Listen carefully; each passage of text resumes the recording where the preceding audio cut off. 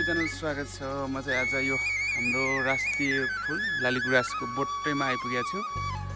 यहाँ माथि यो चाहिँ ठ्याक्क यो फागुनको लास्ट भइसकेको छ। यो रुन्टीगढी गाउँपालिकाको सुकपाल बजार वरिपरि पाइने लालीगुराँस हो। तपाईँलाई देखाउन गइरहेको छु चाहिँ बोटैमा है। हामीले चाहिँ लालीगुराँसको फुलहरू पनि खान्छौँ। हाम्रो गाउँतिर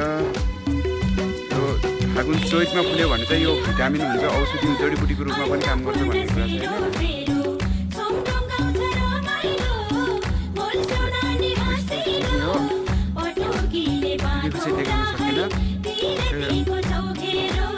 यो भाग चाहिँ अलिकति फल हुन्छ भनेर यसरी हालेर खायो सकेर बुझ्दै